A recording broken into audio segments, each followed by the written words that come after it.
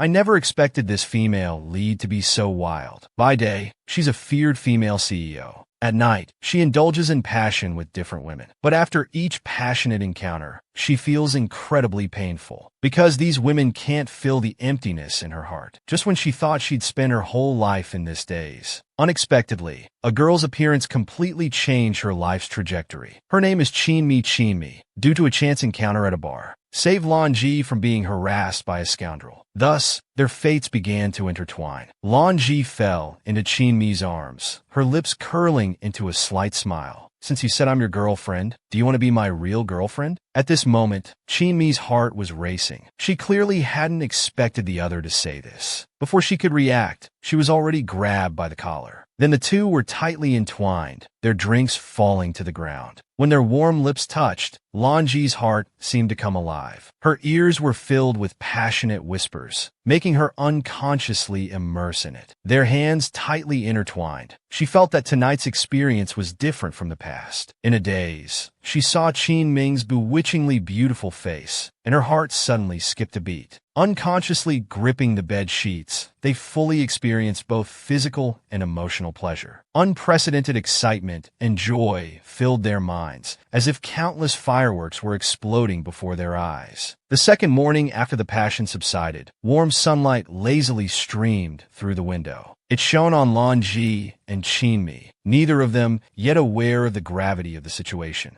Suddenly, the sleeping man opened his eyes. Everything that happened last night flashed before him like a slideshow. His body was still faintly aching, but Li Ji told him that last night's events had gone a bit too far. Although this unprecedented pleasure fascinated him, he absolutely wouldn't allow this situation to happen again. After returning to the company, she ordered a steaming cup of coffee. But looking at the coffee before her, her mind involuntarily began to recall everything that happened last night. With a somewhat dazed look, she didn't hear her assistant reporting the work arrangements. The passionate words still lingered in her ears. "Sister, you're so beautiful." The soft, lustful words made her heart flutter restlessly again. Seeing the usually strong and domineering female boss daydreaming during work hours, the assistant quickly called out to wake her. "Boss, are you listening to my report? Schedule the meeting for tomorrow at 10 a.m. Coming to her senses, she quickly dealt with work matters, constantly reminding herself not to think about that person again. Watching the assistant's back leaving the office, the coffee on the desk was still warm. She was very frustrated with herself for losing composure in front of her subordinate. She, who always acted decisively, couldn't help but wonder what was wrong with her. Just then, the phone on the desk rang. She looked down and saw it was her good friend Qinshin calling. At this time, Qinshin was getting her hair done at a salon, but didn't forget to call and remind her dear friend, "Don't forget tomorrow's birthday party. Don't be late." Suddenly hearing Qinshin's words, she fell silent, because she had long forgotten about this. Qinshin was very surprised and sighed. "You really forgot." She quickly apologized. "I'll definitely be there on time tomorrow." At the lively birthday party, guests of all kinds mingled in the candlelight, creating a bustling atmosphere. Today's protagonist, Qin Shun, greeted friends and family with a smile, happily receiving their blessings. She arrived in an elegant long dress, her refined and distinguished aura immediately attracting the attention of those around her. Seeing the familiar figure, Qinshin immediately rushed into her arms, playfully complaining, "You workaholic, you finally decided to put aside your career and come." After exchanging pleasantries, she took out a carefully prepared gift, a limited edition watch specially brought back from France. Qinshin hadn't expected to receive such a precious gift on her birthday. She instantly forgave Nanji for forgetting about her birthday party. Qinshin turned around, pointing behind her, and asked, "Do you remember Chinmi? My younger sister." Chinmi, in a change of clothes, was standing on stage seriously playing the violin. Sensing a familiar gaze, she smiled slightly, her expression full of ambiguity. Nanji's momentary panic made her suddenly recall a buried memory. Back then, Chinmi was very young, just a few years old, babbling, "Sister Ji, your cooking is so delicious." As time passed, she gradually grew into a fresh young woman. But the scene suddenly changed to the two of them entangled that night. Lanji, abruptly coming to her senses, deeply regretted that night's impulse. She never imagined she would end up entangled with her best friend's sister. But she also couldn't help but remark, The grown-up Chin-mi was vastly different from her memory. No wonder she hadn't recognized her. The melodious violin piece finally ended. Chin-mi smiled at her sister. I wish my sister happiness every day and to be blessed always. At this moment, she seemed like a different person from the one at the bar that night. Noticing her gaze, Nanji quickly turned her head away, not wanting to be seen. Little did she know, she had already become Chin-mi's prey. The crowd below was bustling, but only that figure was the most eye-catching presence. A plan was constantly brewing in her mind. The person she wanted wouldn't escape. Nanji stood far away, watching the radiant Chin-mi on stage. The scenes of that night's pleasure flashed in her mind again. She never imagined that person would be Chin-chen's sister. She casually picked up a beer, now only able to drown her sorrows in alcohol. Her action of gulping down the drink shocked Chin-chen beside her. But she didn't care, grabbing another glass from a passing waiter's tray and downing it in one go. She couldn't tolerate her own shame,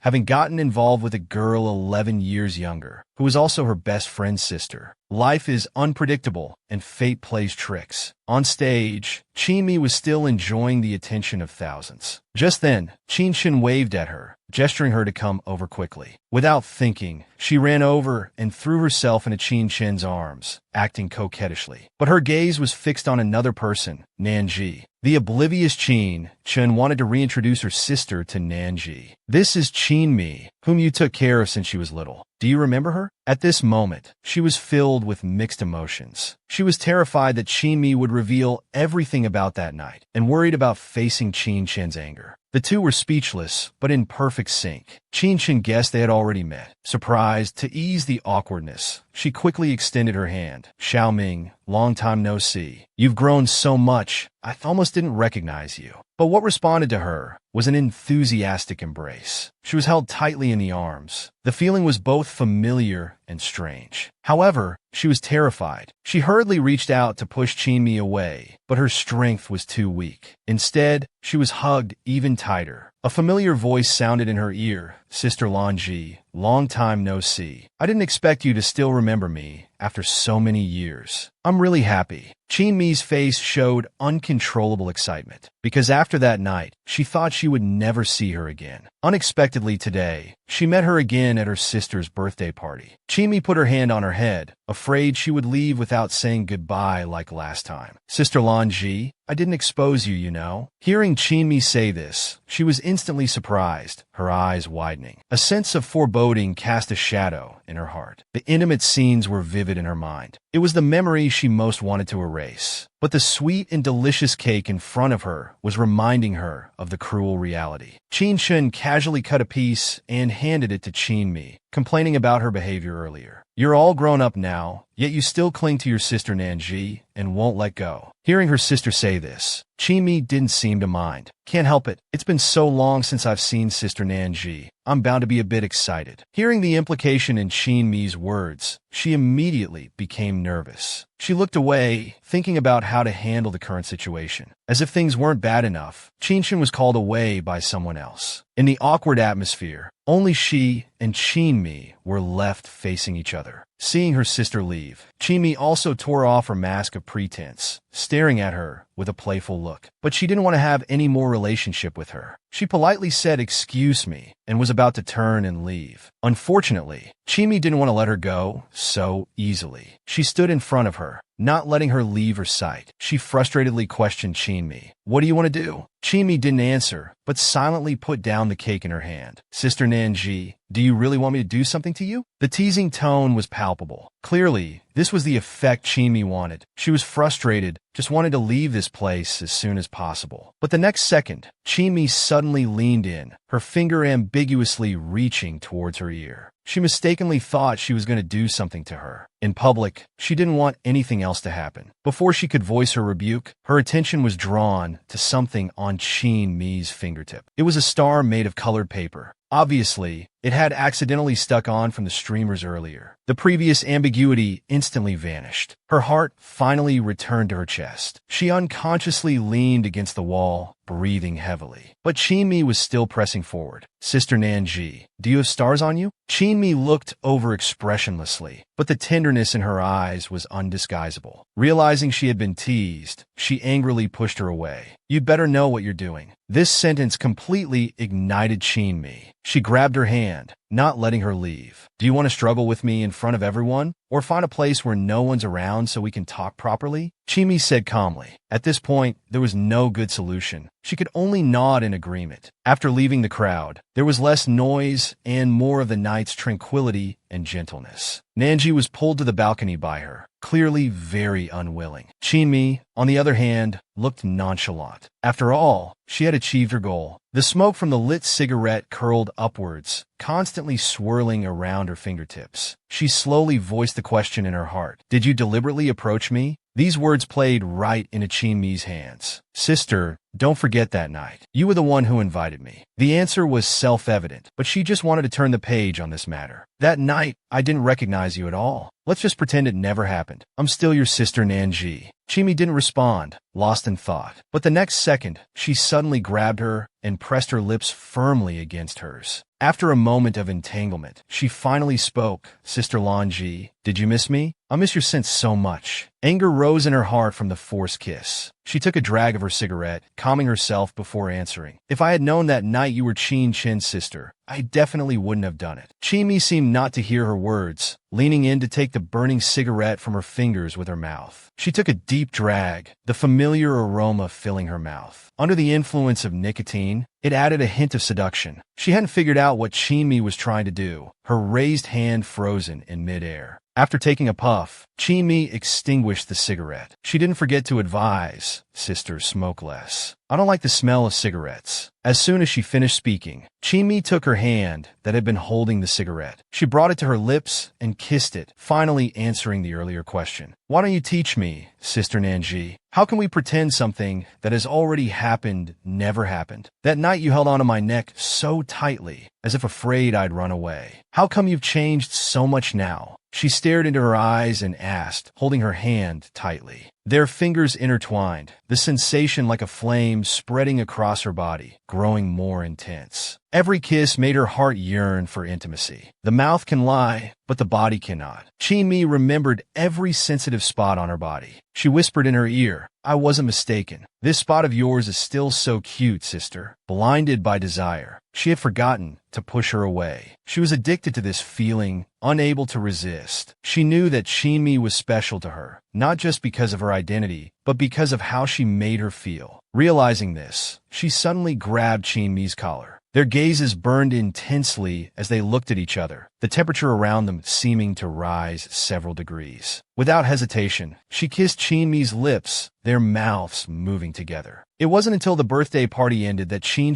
realized her sister and best friend had disappeared. She hurriedly opened her phone and found a message. It was from Chinmi. Sister Lanji drank too much. I'm taking her back to her room first. Looking at the short message on the screen, Chin felt somewhat relieved. The child had finally grown up. Little did she know that in the dim room on the other side, something was quietly changing. Chinmi, who was taking a shower in the bathroom, suddenly heard a slight noise from the door. She rushed out to check. Sure enough, the other protagonist, Nanji, had already fled, leaving only an empty bed. Chinmi didn't panic. Instead, she suddenly remembered something and pulled open the curtain beside her. Through the reflection in the glass window, she could vaguely see that panicked figure fleeing from the room. Back in her own room, Lanji was comfortably soaking in the bathtub, her mind replaying what had just happened. She had wanted to prove that Chinmi was no different in her heart, but reality had given her a heavy blow. She was indeed different from other women she had met. Like a tenacious spark of life, she thought it had long been extinguished, but it had unexpectedly ignited every corner of her body, leaving a deep impression. Sitting on the sofa, he couldn't help feeling flustered, yet his fingers skillfully lit the lighter. Just as he was about to bring it to his lips to light the cigarette, Chin's bewitching face appeared before his eyes. Sister Lanji, you should smoke less. I hate the smell of smoke the most. Thinking of that face, he angrily closed the lighter with a crisp click that sounded particularly harsh in the quiet night. He still couldn't understand one thing. Why did he keep thinking about him? Was it because he could bring physical pleasure, or because he filled his empty soul? After much deliberation, he decided to call Chin first. After all, leaving without saying goodbye was impolite. I'm so sorry, Chin. I drank too much, so I left without saying goodbye. Nanji's sincere tone made Qin feel a bit embarrassed. After exchanging a few pleasantries, he helplessly turned his gaze to the fish tank beside him. On the other end of the phone, Qin was still chattering away. I didn't expect Xiaomi to still be so clingy with you like when she was little. It really surprised me. Then he suddenly changed the subject. Do you know she came back saying she wants to be a celebrity? It almost gave Mom and Dad high blood pressure. He quickly interrupted Qin's words. Qimi wants to be a celebrity? Qin naturally hoped that Lan Ji, with her connections in the entertainment industry, would persuade Qin to reconsider. But he forgot that Lan Ji was just an outsider. Not getting a response, Qin decisively hung up, leaving him alone to struggle with his thoughts. He wished so much that that night had never happened, or that he could forget those memories completely. Frustrated, he poured himself a glass of red wine. If he got drunk, he wouldn't have to think about anything. Drinking can be addictive, just like the pleasure he brought. It's addictive, but at the same time, there's a vague sense of unease. In this uneasiness, he fell into a hazy sleep until dawn. When he woke up and instinctively checked his phone, he discovered that at some point, he had typed a very ambiguous message in Qin's chat box. Want to come over? The moment his finger touched the screen, this message was inexplicably sent. Frightened, he frantically tried to recall it, barely avoiding more serious consequences. Feeling very relieved, he couldn't help but let out a long sigh. They say drinking leads to mistakes, and it seems to be true. He thought he had recalled it quickly enough to go unnoticed, not knowing that those 3 words had been fully seen by Qin, who was working out at the time. The chat box on the screen clearly showed a contact named Sister Nanji, with 2 very suggestive heart emojis. As soon as the message arrived, Qin quickly stopped to reply. But just as she finished typing and sent her response, she realized something was wrong. A red exclamation mark warned her that Lanji had deleted her as a friend. Even though her reply was playful and included cute emojis, the sent message was worse than a stone sinking into the sea. Feeling down, Qin couldn't understand. They were fine yesterday. How did things turn sour so quickly? Although she was used to the taste of abandonment, when this feeling resurfaced, it was still so painful and suffocating. The beautiful weather swept away yesterday's gloom. Nanji, having composed herself, began her day as a female boss. Just as she entered the company, she was stopped by a subordinate. "Miss Nan, do you have time now?" She nodded. The subordinate continued. "As I mentioned before, there's a girl group preparing to debut.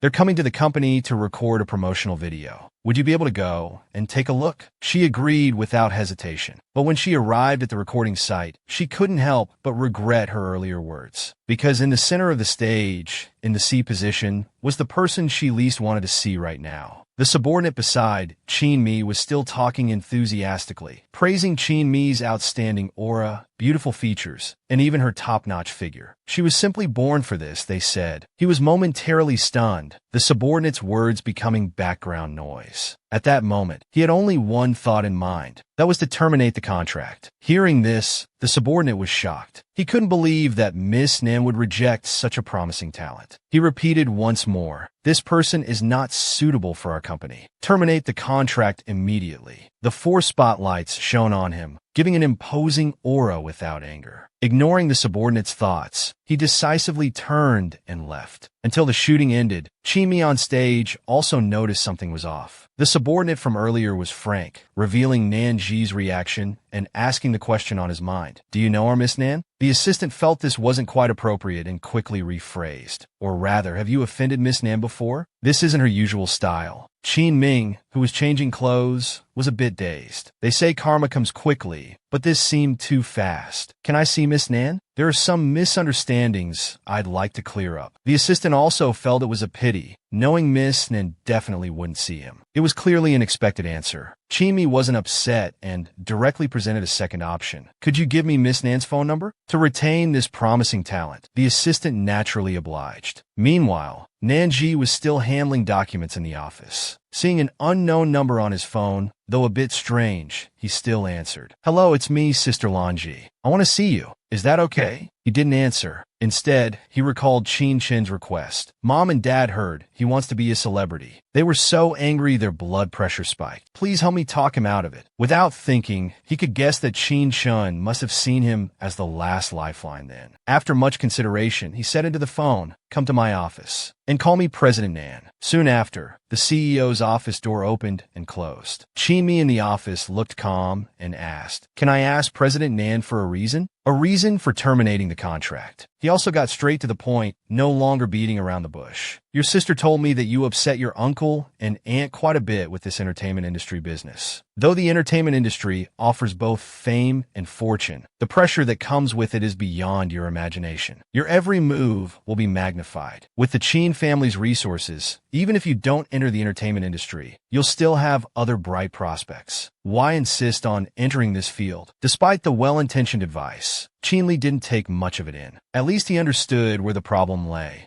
He began to calmly refute, "I know you might think I'm ridiculous, but this is my dream. I absolutely won't give up easily." As soon as he finished speaking, he stood up and moved closer. "Moreover, I know your secret. You always vomit when you're with others. Only when you're with me can you experience true pleasure." Lan Ji was too shocked to speak after hearing these whispers. But before he could react, Qin Ming continued, "Sister Lan Ji, as long as I stay in your company, you can summon me anytime. Isn't that more convenient?" Saying this, Qin Ming took out his phone. "Sister, don't forget, I have evidence too. This morning, weren't you thinking of me? You even invited me to come see you." Looking at the irrefutable screenshot on the screen, he was momentarily too angry to control himself. Chimi knew his plan had succeeded. Facing his furious reaction, he added with a smile, "I knew sister would definitely recall it, so I took a screenshot." Too angry to think clearly, he could only issue an order to leave. He desperately needed time and space to calm down. But Chinmi, far from doing as he wished, instead sat down. "President Lan, you may not know,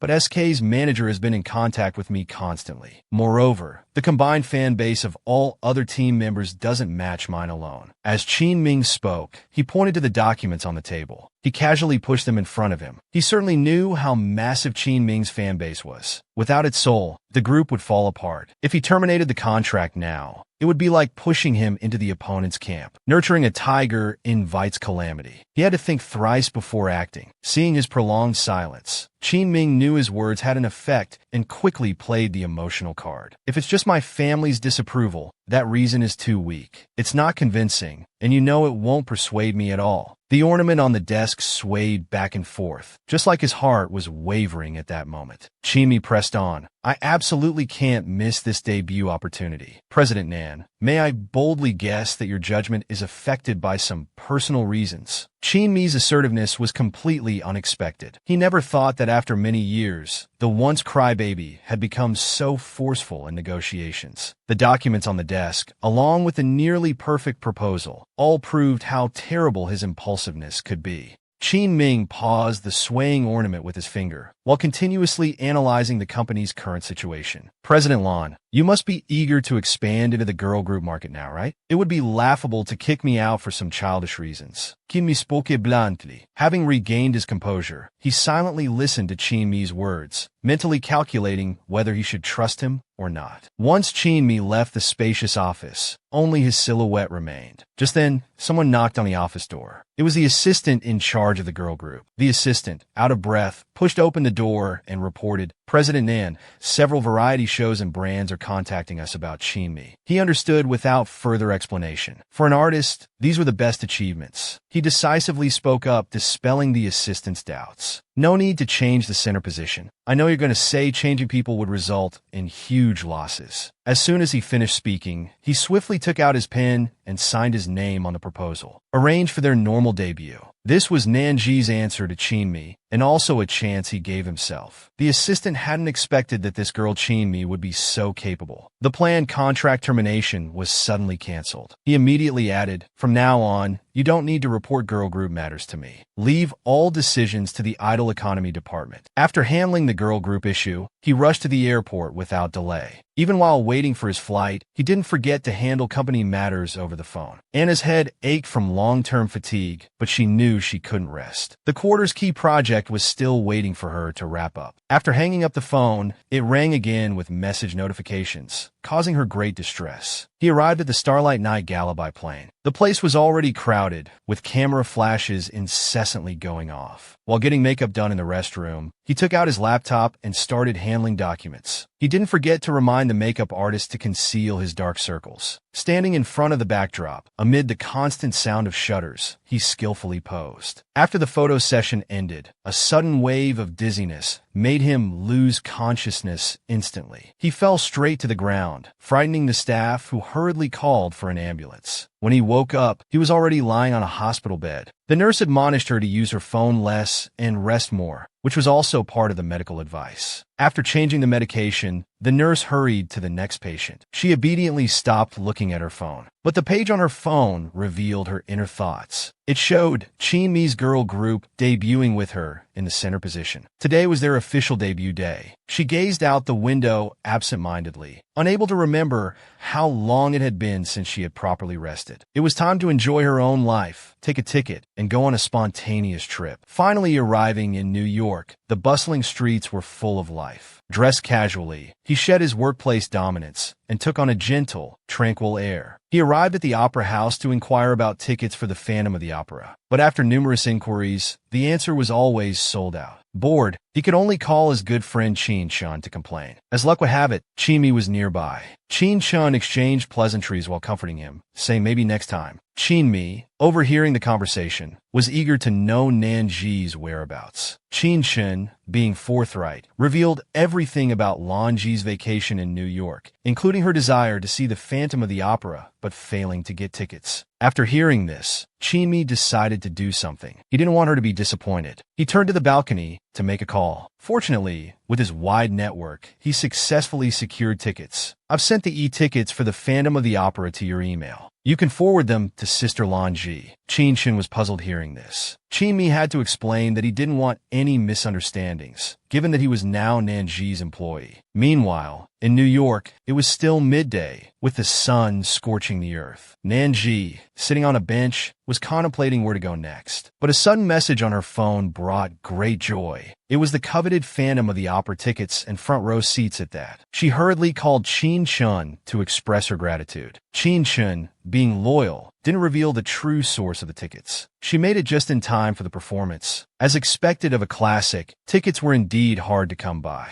The actors' performances were spectacular, and the touching love story was truly admirable. Even she in the audience was so immersed that she cried uncontrollably. Even after the show ended, she was still lost in the story, continuously reliving it. A gathering crowd in front caught her attention, and she curiously walked over to see. It seemed like the performance had spilled into reality. Was this an Easter egg arranged by the staff? But the next second, a mysterious person in formal attire extended their hand, making an inviting gesture. She became alert and quickly waved her hands to indicate she didn't want a photo. But the mysterious person didn't wait for her refusal and took her hand, then suddenly pulled her into an embrace. The large coat gave her a strong sense of security. Want to go on a thrilling elopement? The mysterious person whispered in her ear. She wanted to say more, but the words caught in her throat. The mouth may lie, but the body doesn't. When she was thinking of how to refuse, her feet had already closely followed. As the lights came on, amidst the bustling traffic, only their figures gradually faded into the distance. A light rain began to fall on the New York night. Lanji and Chin-mi's figures kept moving through the drizzle. Looking at the familiar figure in front of her, Lanji felt a bit dazed. How could he be here? But on second thought, running wildly on foreign streets would surely make them look like lunatics to onlookers. Hearing his complaint, Chin-mi turned around puzzled and directly asked why he cared about others' opinions. Isn't it better to just be yourself? As soon as he finished speaking, Chin-mi tossed his mask into the air. He had always been free-spirited and carefree, so why would he care about others' opinions of him? In that moment, Nanji seemed to understand something. Why must one care about others' gazes and opinions? Living freely is what truly matters. He held Chin-mi's hand, feeling the momentary excitement. After all, His past self had lived only for work, without even a minute to call his own. He didn't even realize that this moment's satisfied, happy smile hadn't appeared on his face for a long time. They ran through streets and alleys together, leaving chaotic footprints at every intersection. The howling night wind messed up their hair, but unknowingly changed their perceptions of each other. Under the dim streetlights, Lonji bent over, panting heavily, repeatedly saying, "I can't go on. I really can't run anymore." In contrast, Chinmi beside her looked completely calm. This level of exercise was nothing for him. After catching his breath a bit, he started complaining again. Work occupied most of his time,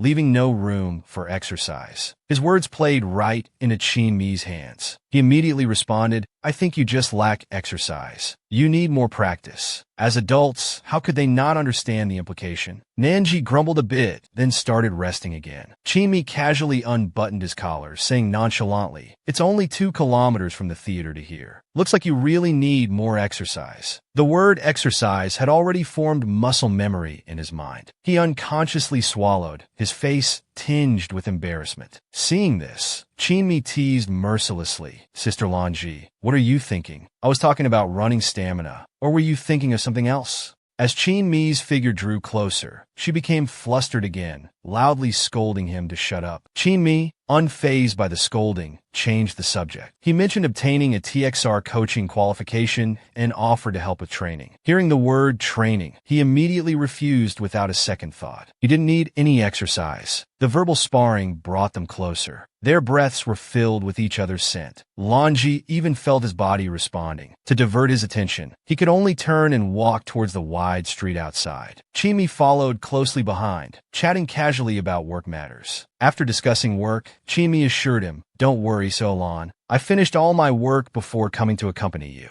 As Chinmi spoke, he rested his chin on his shoulder. The ambiguous atmosphere suddenly intensified, making him feel uncomfortable. Sure enough, the next second, he reached out and unceremoniously swatted Chinmi's head away. Chinmi's expression instantly turned pitiful. After all, he had traveled thousands of miles to New York just for him. Knowing he was tough on the outside but soft on the inside, Chinmi quickly changed his tone, saying, "Of course I know you missed me. That's why I flew over to keep you company." He distanced himself from Chinmi again, replying perfunctorily, "I'm on vacation now. I can't remember any unimportant people, including you." His coldness was within Chinmi's expectations. He moved closer again, saying with a coquettish expression, "I missed you. We've done such intimate things together." Nanji had no interest in his effective performance and directly turned his head away. As the bus arrived at the stop, he strode on board, not forgetting to turn back and warn Chinmi, "Stop following me. We're adults. That doesn't count for anything." The night concealed Chinmi's disappointed expression, but he absolutely refused to give up, especially when he was so close to him. Thinking he had shaken off Chinmi, he sat on the upper deck of the bus, enjoying New York's night view. Unexpectedly, Chinmi had still followed him up. First, he trapped him in the middle of the seat without explanation, preventing his escape. This frightened him. He loudly warned Chinmi not to be so persistent, but Chinmi was determined. In front of the person he had chosen, everything else was fleeting. A familiar feeling spread from his heart again. Nanji unconsciously closed his eyes, seemingly anticipating something. Chinmi was like a hunter waiting for his prey to fall into the trap. He was confident in himself. Indeed, the body is the most honest. Chinmi laughed, saying he was contradicting himself, clearly already anticipating, yet still trying to push him away. Chinmi's confidence made him look radiant, as expected of a top celebrity with a massive fan base. However, when he realized he was being teased again, he nearly lost his temper and struck out. But the result was a long and passionate kiss, the hot kiss he had been anticipating. His eyes were filled with the other's reflection. Not only had he entered his life, but also the depths of his soul. On the slowly moving bus, 2 intertwined silhouettes were faintly reflected in the glass. What followed was entirely within Chinmi's plan. He once again achieved his goal of conquering Sister Nanji. How could 2 tightly entwined hands easily separate? They indulged all night. Not until the sun was high and a breeze rustled the curtains did it gently wake him from his deep sleep. The marks on his body were evidence of last night. Even he was surprised that he had fallen asleep from exhaustion. At this moment, he only hoped that the culprit would leave quickly, saving him the effort. But when he turned to look at the spot beside him, he found Chin-mi had already left. The disappointment that welled up in his heart made him feel a bit uncomfortable. Even the sheets had long lost their warmth. It seemed he had left quite a while ago. Nanji prepared breakfast for himself, but he felt something was odd. Given Chin-mi's personality, he wouldn't leave without saying a word. It was still so early. Where could he have gone? He pondered repeatedly in his mind, but couldn't come up with an answer. But on second thought, why care so much about him? He decided to treat it as running into an old acquaintance in a foreign country and losing his head momentarily, leading to last night's events. Just as he was convincing himself to let everything go, his phone on the table suddenly chimed with a message. Upon closer inspection, it was indeed about company matters. Chin-mi's debut surf needed extensive promotion. The assistant hoped he could also repost to create some buzz. Looking at the content displayed on his phone, his scrolling fingers suddenly stopped. He suddenly remembered he had a live broadcast scheduled today. Coming to play in New York with his luggage was truly reckless. Fortunately, there was still time. He had already returned to the hotel and started packing. While getting dressed, he discussed the press conference details with his assistant over the phone. Only after buttoning up to his neck could he conceal the marks from last night's frenzy. After checking out, he mentally reviewed yesterday's events. The live broadcast was at 11 a.m., meaning Chin-mi had to fly back at 3 a.m. He still couldn't understand one thing. Why did Chin-mi rush to New York in such a hurry? Thinking back and forth without finding an answer, he decided to let it be. He boarded the plane with his luggage, but he didn't return to his country. Instead, he embarked on another journey alone. This time, he wouldn't tell anyone his whereabouts. Meanwhile, at the press conference venue,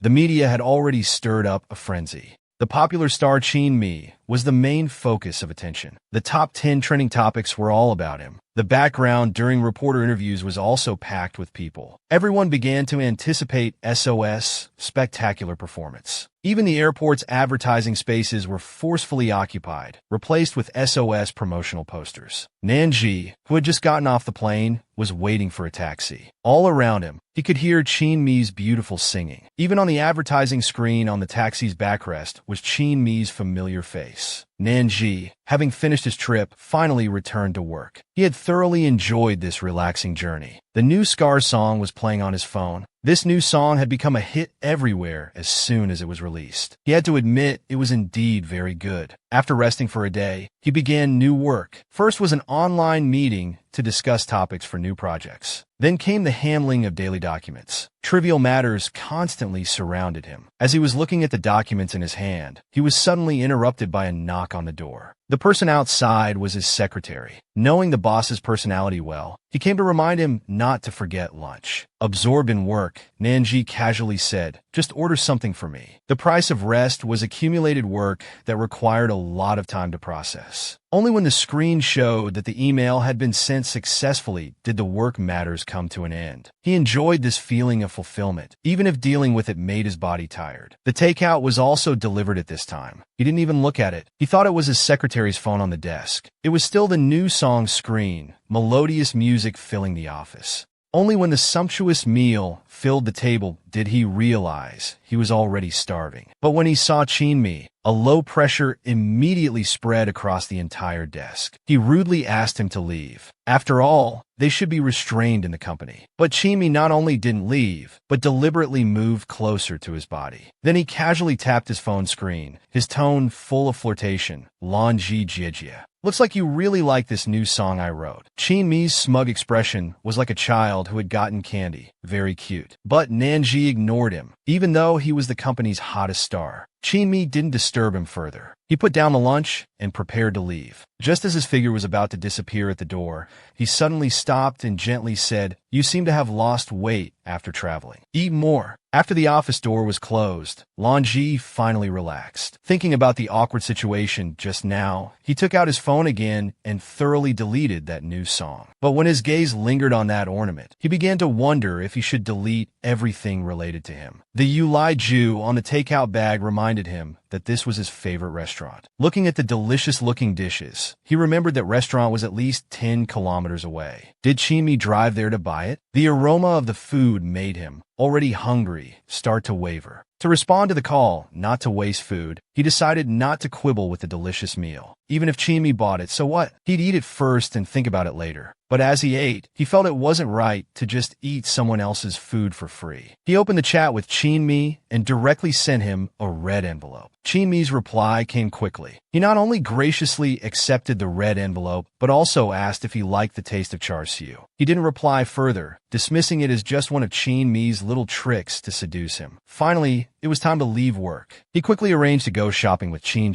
The dazzling array of clothes made both of them extremely happy. During a break from trying on clothes, Chen teased him about being a workaholic. He didn't deny it, as Chen knew his personality too well. Looking at the emails on his phone, he was still seriously replying. Chen suddenly mentioned that the tickets for Song Phantom were bought by Qianlong. Hearing this news, he was utterly surprised. Chen was somewhat unexpected, because the tickets for that performance were extremely hard to get. Even Chinmi had to pull many strings to obtain them. He unconsciously clenched his hands. It seemed he had misunderstood Chinmi. He thought it was just a whim. He didn't expect Chinmi had put in so much effort for him. The sudden confusion made it hard for him to see Chinmi clearly. Why was he so concerned about his affairs? Nanji, who had enjoyed a good trip abroad, was busy working late into the night as soon as he started. As an elite woman, only the night belonged to her. Swirling wine glass, working late with dark circles under her eyes. Although she was a veteran media person who had helped many stars rise to fame, privately, she was more interested in social news. Only the work group chat showed no regard for her emotions, constantly buzzing. It turned out that Swirl's new variety show was about to officially launch, with the broadcast time set for tonight. She felt a bit dazed. Although Chinmi's relentless pursuit made her want to avoid him at all costs, she still hoped that Chinmi could go far in his entertainment career. She turned on the TV and switched to the premiere platform. Under the spotlight, Chinmi was breathtakingly beautiful, exuding energy and charm in every move. She nodded satisfactorily, swirling her wine glass while observing Chinmi in the show. The girl really had skills, one of the most excellent artists she had seen. Those alluring eyes once again perfectly embodied the idiom captivating souls. Watching the TV, she couldn't help but feel emotional. It was her first time seeing Chinmi's performance, a stage that could be called perfect. The melodious singing from the TV was endless. She began to reassess Chinmi. It seemed he really wanted to become an excellent female artist. Objectively speaking, she had already acknowledged Chinmi's professional abilities. To some extent, he could be considered outstanding. Everyone is born with their own unique talents. Without a doubt, Chinmi was born for the stage. This kind of talent was indescribable, yet just right. Like his singing voice and the lyrics that flowed out effortlessly, as if they had been carefully polished many times. But for some reason, when she watched Chinmi intimately interacting with other girl group members, a slight discomfort passed through her heart. She even observed every detail instead of looking at the overall performance effect, including when a team member put her hand on Chinmi's shoulder. She would stare at it for a long time. The two people on the screen could be described as inseparable, sickeningly sweet. Chinmi also openly wrapped his arm around the team member's waist. This reaction was too practiced. The more she watched, the more displeased she felt. She didn't know where all this jealousy came from. At the end of the show, during the interview, the host directly addressed their recent intimate and synchronized interaction. The two of them acknowledged this point without any hesitation. After all, they came from the same team.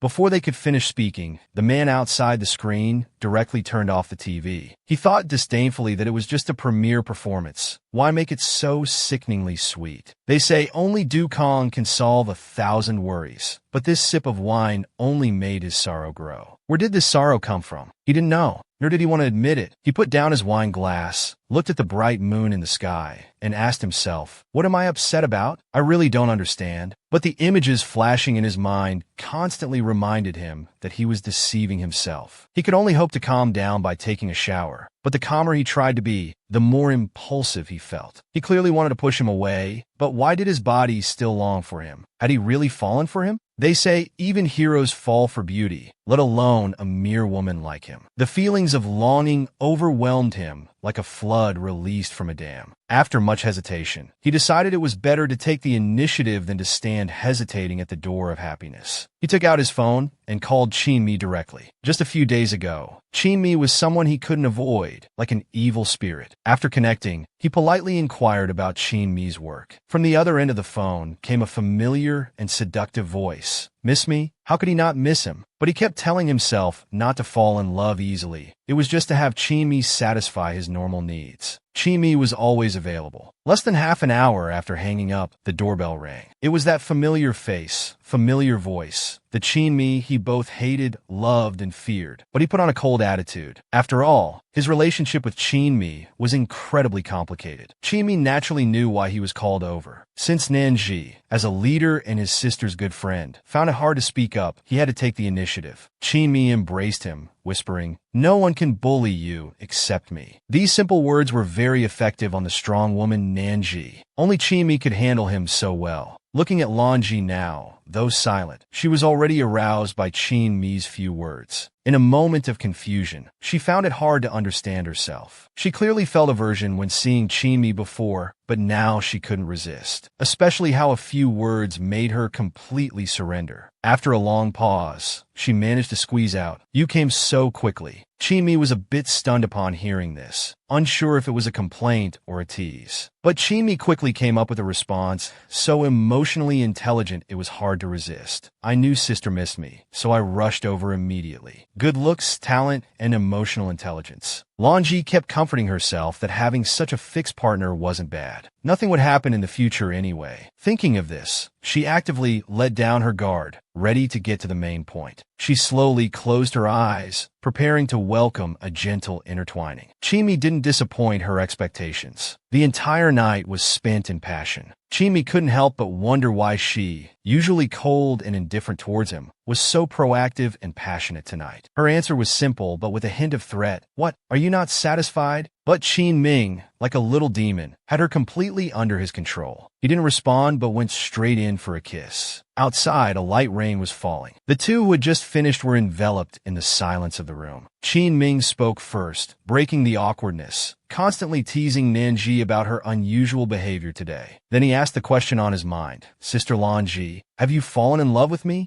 Unexpectedly, she, who considered herself a strong woman, was stunned by this question. The word love was both strange and familiar to her. She wasn't sure if this counted as love. However, her strong-willed nature made her deny it. "There's nothing between us. Don't flatter yourself." With a cold face, she added, "I called you here just for entertainment. Remember, I'm your boss." Then she mercilessly prepared to ask Chin-mi to leave. Chin-mi was momentarily stunned. They were talking fine just now. How did it turn sour so quickly? Seeing that Chin-mi hadn't left for a while, she continued to dismiss him. "Was I not clear enough?" Unexpectedly, Chin-mi stood up and placed a hand on the floor-to-ceiling window. "You were so passionate and proactive earlier. Why have you changed your attitude now?" Chin-mi asked angrily. Nanji retorted, "We're both adults. It was just mutual satisfaction. Your reaction disappoints me. I thought you were smarter than this." With these words, the atmosphere instantly froze. Even the hot breath seemed to freeze in the air. The man took out cigarettes and a lighter from the drawer. He lit one smoothly. The smell of cigarette smoke gradually spread from his fingers. With his back turned, he spoke again. "Let me remind you, if you want to maintain this relationship, don't think about unnecessary things." These heartless words left Chin-mi dazed. With a glimmer of hope, he asked, "So, I'm just a tool for you? It's just specific times, places, and relationships that led to today's situation. You're overthinking it." He exhaled smoke, speaking with resignation. "This feeling that shouldn't exist, it's better to nip it in the bud." He looked at the drizzling rain outside, his mind made up. He silently turned around, the cigarette still burning between his fingers. Chin-mi frowned, suddenly feeling a suffocating heartache. "There's no greater sorrow than a dead heart. Thank you for your honesty. Nanji, I hope you remember what you said tonight," Chin-mi said before leaving the room, not forgetting to slam the door to vent his dissatisfaction. Chin-mi left. The loud door slam echoed in the empty room, mocking his heartlessness along with the quiet night. He silently extinguished his cigarette. At this moment, he wondered if Chin-mi was truly angry just now.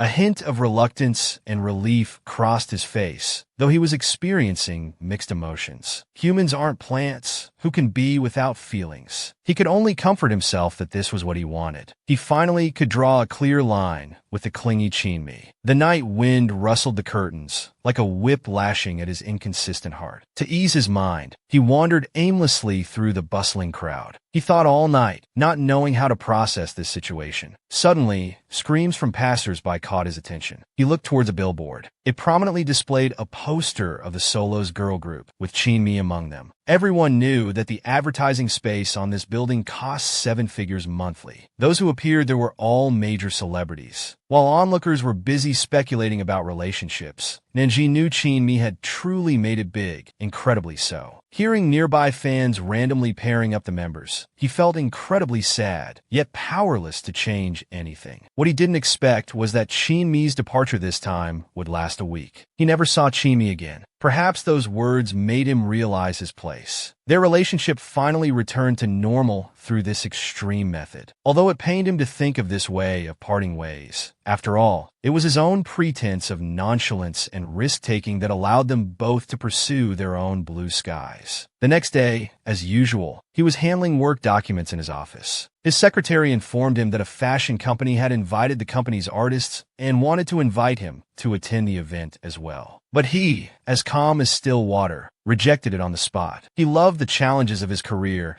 but hated unimportant people and things causing any ripples in his life. However, after pondering for a while, he decided to ask about Chinmi's schedule. Is Chinmi on the invitation list? The secretary immediately confirmed. Yes, he's our current face. Hearing this, he suddenly felt some relief. He then caringly asked the secretary if Chinmi's outfit for the event was prepared. The secretary assured him everything was already taken care of. That being the case, he planned to use the dinner event as an opportunity to see Chinmi after a long time. However, when he was reviewing the styling for Chinmi's attendance, he was utterly speechless. Which stylist had chosen such ugly clothes for Chinmi? This couldn't fully showcase Chinmi's strengths at all. Although they no longer had any relationship, he had promised to ensure Chinmi's career would develop long-term. He immediately contacted the secretary, asking the designer to prepare clothes according to his own styling plan for Chinmi. He specifically instructed the secretary not to let other artists know that he personally arranged Chinmi's outfit. Time quickly arrived at the fashion company's award ceremony. Chinmi made a dazzling entrance in a black floor-length dress, stealing all the spotlights like a swan. But as soon as he returned backstage, he saw the anxious-looking assistant Wu. Chinmi hurriedly asked assistant Wu what had happened. The assistant told him that it was Mr. Nan's birthday the day after tomorrow, but the hired cake maker had been hospitalized after being hit by a drunk driver. Lin Chun casually remarked, "What's the big deal? Can't we just find another cake maker?" But Assistant Wu told them that this cake maker was, to some extent, Mr. Nan's personal cake maker. Suddenly changing would be tricky. As soon as he finished speaking, Lin Chun expressed great disdain for Mr. Nan's inhumane behavior. But the speaker meant no harm, while the listener took it to heart. Chinmi remained silent, seemingly pondering something. It turned out he had always been thinking about Lan Ji and didn't want to see her frowning on such an important day as her birthday. His relationship with Nanji was purely an internal matter. He decided to do something for Nanji. Chinmi kept comforting himself, thinking since he was just a tool in Sister Nanji's heart, wasn't this the time for a tool to be useful? With this thought, Chinmi immediately volunteered, saying he could be the cake maker. Assistant Wu thought he was joking, but Chinmi immediately made a firm promise. After all, he was a semi-professional cake maker. Lin Chun was deeply attracted by the guilt-ridden Chinmi, not expecting him to be such a hidden talent. Chinmi swore to them that he could make an identical cake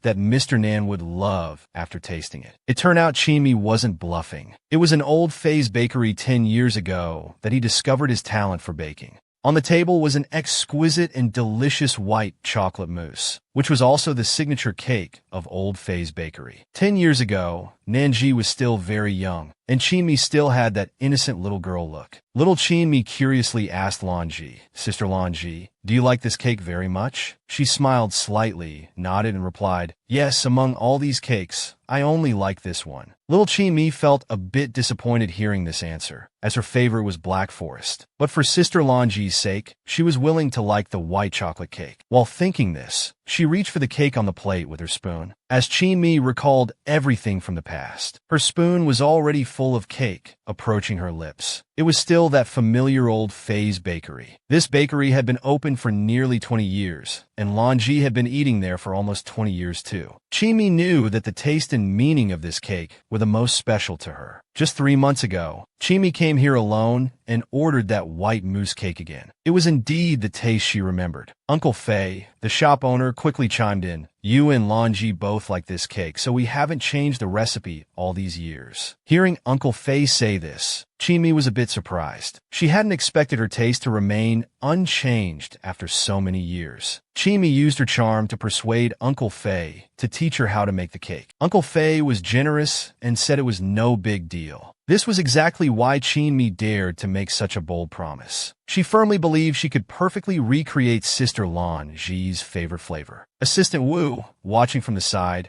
was also startled because this cake looked exactly like the one Mr. Nam liked best before. To confirm if the taste was the same, Assistant Wu even reached out to taste it. After carefully savoring it, he was immediately amazed. It was absolutely identical. Not to mention the taste, just from the appearance. One could see Qin Mi's unique craftsmanship. Colleagues couldn't help but marvel at Qin Mi's skills. The presentation could even compete with cakes on the market. However, Qin Mi also tried to hide her talent. She told Assistant Wu that she wouldn't attend the birthday party. Qin Mi hoped Assistant Wu could keep it a secret and not tell Nanji that she made the cake. Assistant Wu was puzzled by this, but didn't ask further. Qin Mi seemed to sense Assistant Wu's thoughts, so she lied about having other things to do. She naturally wanted to avoid suspicion and didn't want to be seen as trying to please the boss. So the cake matter must be kept secret. Behind every graceful exit, there's more or less a touching reason. Qin Mi firmly believed Lan Ji didn't want to see her, so she might as well not disturb her. Time quickly arrived at the birthday party. The birthday candles flickered in the breeze, much like the intense yet elusive emotions between Lan Ji and Qin Mi surrounded by friends' blessings. She clasped her hands and made a wish devoutly. May every year be like this. May every day be like today. These words seemed like a universal template, never out of date, yet she particularly avoided them. Although her career was successful, other aspects were debatable. She secretly glanced at the guests, but she couldn't see the person she wanted to see. Suddenly her eyes lit up, but quickly dimmed again. Other members of Spruce had all arrived, except for Qin Mi. She felt inexplicably disappointed. Was Qin Mi still angry about last time? Or perhaps her own words were indeed too harsh. But it seemed strange to be so fixated on someone after just a few countable moments of joy.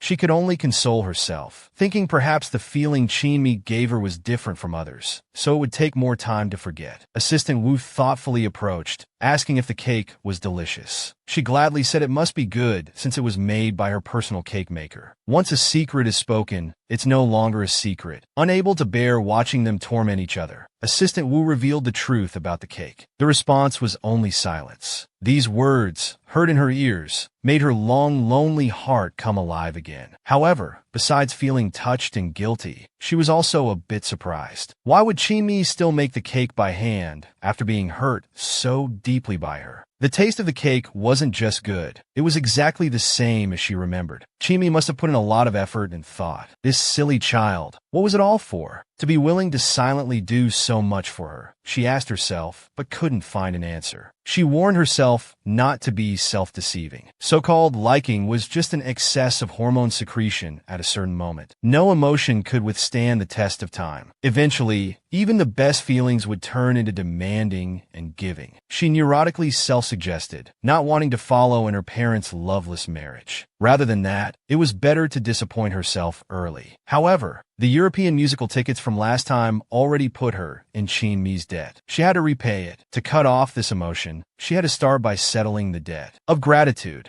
Just then, her phone rang. It was a call from Qin Shen. She immediately turned and left, going to a quieter place. After some small talk, she decided to spend the rest of her birthday with her best friend. Before leaving, she specifically called Assistant Wu, instructing him to pack the cake well and send it to her residence. Assistant Wu waved his hands while watching his boss leave. In her heart, she didn't want to owe Qin Mi any more favors. Now she just wanted to do something quickly to settle this debt of gratitude. In no time, she drove to the KTV where she had agreed to meet Qin Shun. Qin Shen's birthday wishes were both vintage and down-to-earth, even shouting out, "May you be as eternal as the universe, as radiant as the sun and moon." More exaggeratedly, all the songs on the screen were happy birthday songs. Nanji felt helpless, but unable to stop it. Qinshin thought she was just unfamiliar with it. On such an important day, singing anything else wouldn't be appropriate. Although it was the same melody, she used different languages, including her local dialect. Most importantly, Qinshin hoped she could be herself. Hearing Qinshin say this, she was indifferent. She was used to this kind of life. She raised her glass, memories of unpleasant moments flooding her mind. When she was 6, she glimpsed through a crack in the door her mother, compromising and praying constantly, trying to keep her scoundrel father. However, even so, it still didn't keep her father's person or heart. Her mother then started her own life. Gradually, both mom and dad seemed to have their own partners. When little Nanji stumbled upon this, mom simply stopped hiding it. At that time, the only one who remembered her birthday was Qin Shun. But on her birthday, mom and dad actually started fighting for divorce. Her mother even attributed her failed life to little Lanji. Little Lanji was just a burden. If not for such a drag, why would life be like this? Every word stabbed her heart like a curved knife. And the only sweet taste in little Lanji's childhood was the cake she had eaten for over 10 years without changing. The tears of disappointment from childhood accumulated to create today's strong woman who no longer hoped for love or marriage. Thinking of the cake, Lanji decided to indirectly inquire about Qinmi's preferences.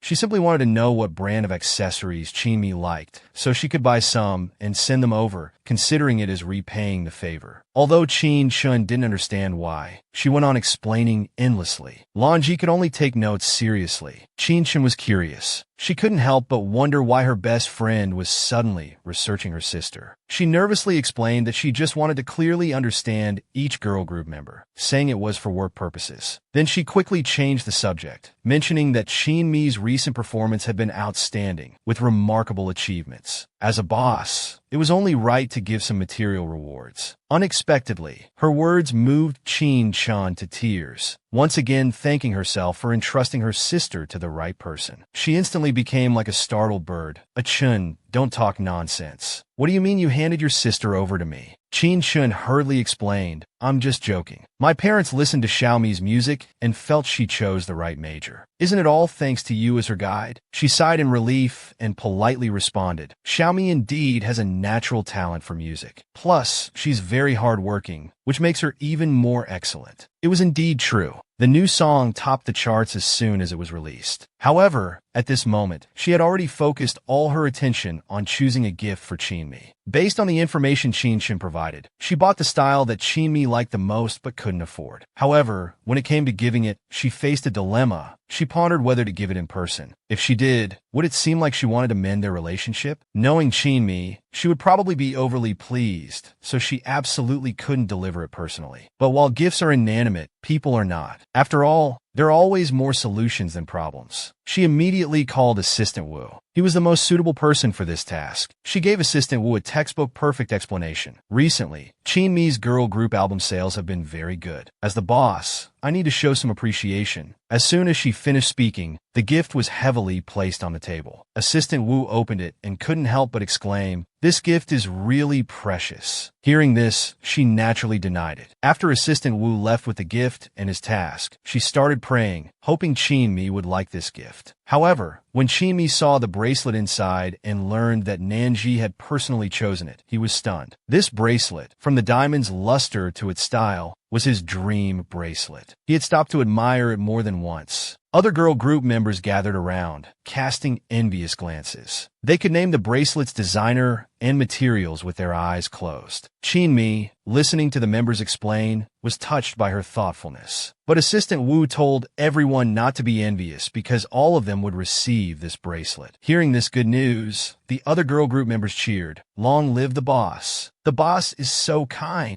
Qinmi felt a wave of disappointment. What? So Everyone gets one? Why make such a big deal out of it then? As they were talking, other members also received gifts chosen by Assistant Wu. Some were even more expensive than Qin Mi's. Others were focused on whether they looked like couple items when paired. Qin Mi only cared if Lan Ji still cared about him. The bracelet now felt like a red-hot branding iron, making Qin Mi unsure whether to hold it or put it down, especially when he heard that his bracelet style was actually a couple set with Lin Chun's. What was her intention? Was she trying to use this subtle way to make him face reality and leave her completely? Thinking of this, Qin Mi felt as if his soul had left his body. Qin Mi couldn't help feeling dejected. Could Sister Nan Ji really be so heartless? Was he truly an insignificant existence in her heart? The heartbroken Qin Mi directly threw the bracelet into the water. Meanwhile, Lan Ji thought everything was over. She was contacting business partners while planning her upcoming schedule.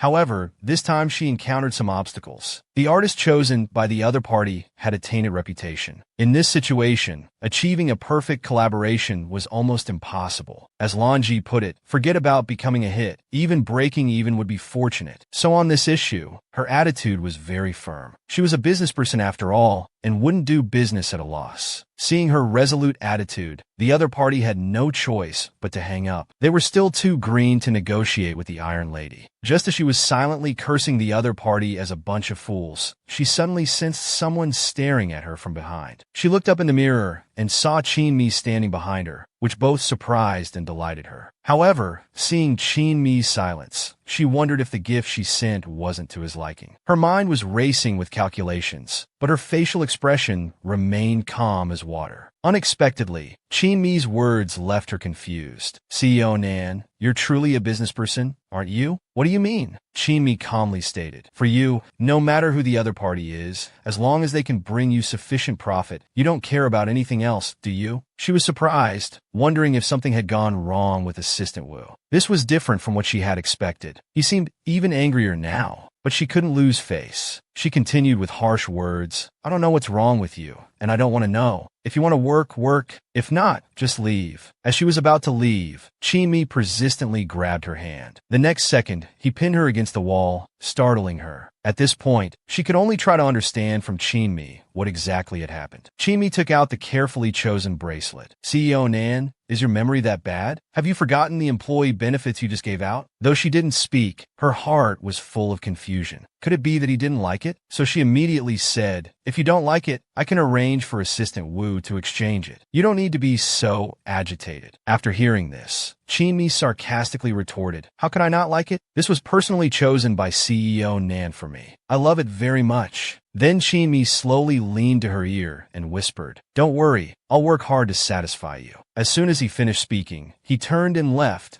with the same dashing silhouette as that night. But the atmosphere was clearly different this time. What did he mean by work hard to satisfy you? What nonsense was he talking about? Couldn't he speak more clearly? She was stunned for a long time, unable to understand Qin Mi's implied meaning. The next day, the glamorous girl group accepted a media interview. The cunning host wanted to guide the members to share some different sides of Qin Mi. Lin Chun said, our Qin Mi's public image is cool, but he's actually a little cutie in private. Just as Lin Chun was about to mention Qin Mi's baking skills, Qin Mi quickly silenced him. He secretly threatened Lin Chun that if he continued to talk nonsense, he wouldn't accompany him for morning runs anymore. The host couldn't help but tease that their relationship was so close. Other members also chimed in, saying that among the five of them, Lin Chun and Qin Mi indeed had the best personal relationship. No one noticed the disappointment on Qin Mi's face. He had been working so hard to prove himself to Lan Ji. Soon, gossip-loving fans and netizens posted this video clip. The comment section became a hotbed for matchmaking. Various meme-like photoshopped images revolved around Lin Chun and Qin Mi. People's desire for them to be together was all too obvious. At this time, Lan Ji also discovered the reason for Qin Mi's anger from these images. Qin Mi and Lin Chun's accessories turned out to be couple items. She finally understood what Qin Mi meant by working hard. So this was the reason Qin Mi was angry. Understanding the situation, she smiled gently. The little guy was childishly cute. However, the urgent matter at hand was for Nanji to contact Assistant Wu. She directly called him to her office. Assistant Wu, receiving the order, was unaware of the impending storm. She pulled out her phone, showing the top trending topic on the hot search list was the couple accessories bought by Assistant Wu. The naive Assistant Wu mistakenly thought she was going to praise him, and quickly put on a humble expression. CEO Nan, this is all part of my job. One set was successful. Lan Ji listened to Assistant Wu's confident talk, her furrowed brow tightening even more. It was hard to imagine her assistant could be this stupid. Why didn't you communicate with me beforehand? She asked with visible displeasure. The atmosphere in the entire office became extremely tense, leaving Assistant Wu confused. Had he done something wrong? CEO Nan, do you think there's a problem with this? Assistant Wu asked nervously. Realizing her loss of composure, she immediately spoke. I hope you'll do less of these meaningless operations in the future. Artists should be judged by their work. Assistant Wu understood immediately after hearing this. He quickly took out the girl group's latest single to play for her. But at this moment, she had no interest in it. She was only thinking about how to repair her damaged relationship with Chinmi. Despite some setbacks, life must go on. That day, the girl group members were nervously preparing at the program recording site. Chinmi still stood in the center position, clearly the most dazzling focus of the entire scene. The new song, released just 2 days ago, had already topped various music app charts. Its popularity index had directly soared to 5 stars. The song, Breaking Out of the Cocoon, successfully propelled Chinmi to break through, reaching the international stage. Even on the streets of New York, Chinmi's posters were displayed. This glory was the result of his consistent effort over more than a decade. That new song, Breaking Out of the Cocoon, had a melodious tune and touching lyrics. The process of breaking out of the cocoon is the necessary pain of growth. Hearing this, Nanji couldn't help but pause. Looking at the advertisement in the window, with Chinmi and Lin Chun back-to-back, it seemed so harmonious. Walking back to the company, she was also playing this new song on her phone. However, the style of this song was quite different from the girl group's previous style. Now the girl group was incredibly popular, even appearing on Weibo's homepage. She looked up and saw Chinmi was also there. She suddenly felt a bit uncomfortable, both hoping Chinmi would greet her and fearing he would. When Chinmi's little assistant saw Nanji, he actively greeted her. Chinmi, however, gave her a cold, indifferent look. Seeing Chinmi's reaction, although her face remained unchanged, she felt uneasy inside. She politely returned the little assistant's greeting. This left the little assistant confused. Chinmi didn't even greet CEO Nan.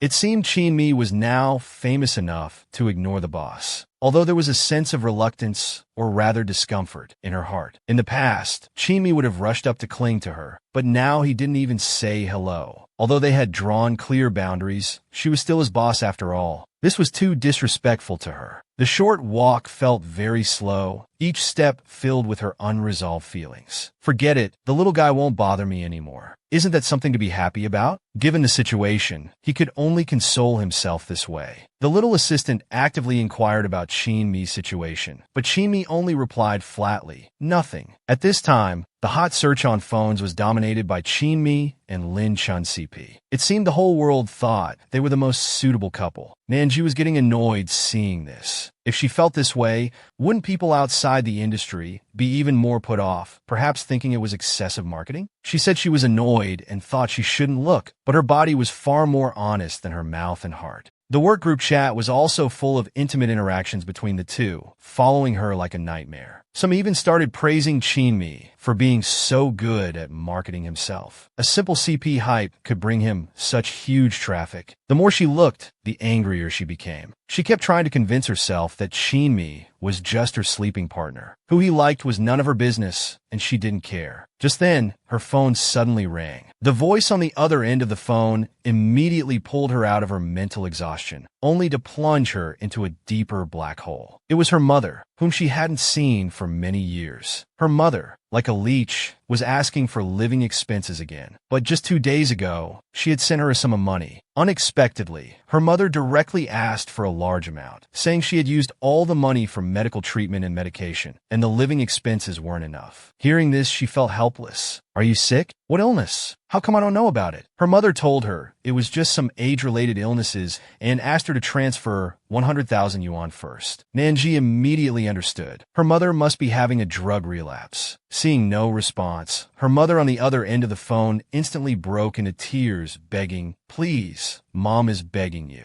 This is absolutely the last time. Mom won't gamble anymore." But this time, she didn't want to compromise. So she sternly warned, "Miss Chung Ek-san, I think you're doing this on purpose. I'm responsible for your daily expenses. Do I have to manage your gambling money too?" Her enraged mother clutched the phone and started cursing. "You bastard. I gave birth to you after all. You're so rich now. Do you have to be so calculative about giving me this little money?" It was always the same lines. Although she had heard them so many times her ears were calloused, she still felt inexplicably hurt. A strong sense of suffocation enveloped her. She had long been thoroughly disappointed in her mother. After a few more words, she hung up the phone. Although they hadn't been in contact for many years, this call still ended unpleasantly. Even though she tried to appear calm, her mother's detestable face and the bitter memories of the past came rushing at her like shards. After all these years, she thought that having the position of chairman of a listed company would make her strong enough to face her mother calmly. But she was still shaken. Feeling dejected, she went to a bar to drink away her sorrows. She skillfully opened the chat box, but the person on the other end wasn't Chinmi. She frantically used alcohol to numb herself, then tried to forget her unhappiness through physical pleasure. But when she closed her eyes, she still saw Chinmi. The phrase, "Only I can bully you," kept echoing in her ears. He was so childish. How dare he say such big words? Damn it, why was she thinking about that little guy again? She cursed herself inwardly in her drunken state. However, she still rejected the new partner she had previously arranged to meet. She wasn't in the mood anymore.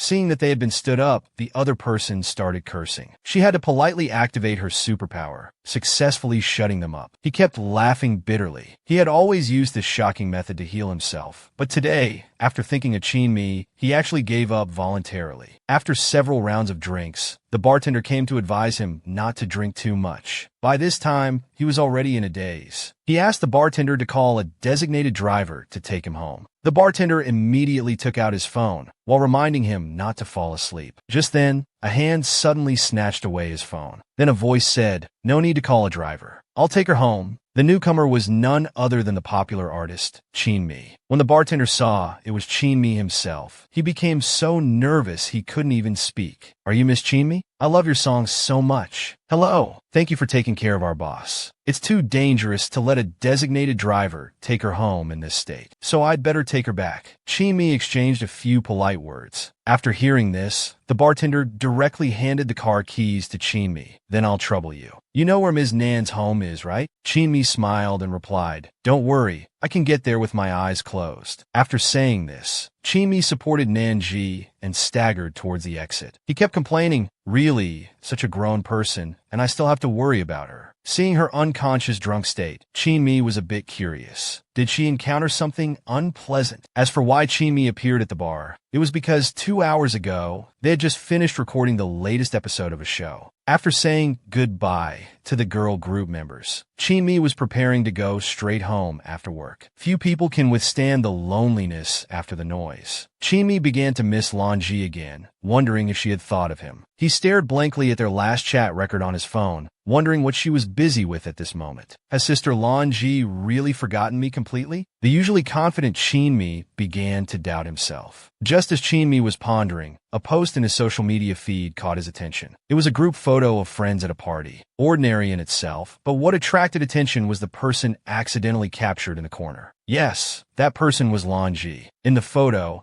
her face was full of weariness and loss, looking like she had drunk quite a bit. Chinmi was no longer calm. "Sister Lanji, you're so bad. Did you really go to someone else?" Then Chinmi followed the location on the photo and successfully found the heavily drunk Nanji, helping her into the car. At this time, she kept mumbling that she felt unwell. Hearing this, Chinmi gently scolded, "You feel unwell? You deserve it. Knowing you'd feel unwell, why did you drink so much?" But even when they had driven half the distance, she was still shouting that she felt unwell. Chinmi had to pull over to the side. Chinmi gently brushed the stray hair from her forehead, his eyes full of concern. "Sister Lanji, what can I do to save you?" Chinli whispered tenderly in her ear. After who knows how long, Chinli finally arrived at Nanji's villa. He struggled to support her while using one hand to complete the operations from swiping the card to entering the password. But after trying for a long time, the password was still incorrect. The quiet villa area echoed with the sound of "password error, please re-enter." With his patience exhausted, Chimi simply put her aside. He realized that blind guessing wouldn't work. He hurriedly asked the unconscious Nanji what the password was. Her answer was just a series of in various tones. This made Chimi's patience wear thin again. "You say you're fine. Why did you drink so much?" Unwilling to give up, Chimi decided to try again.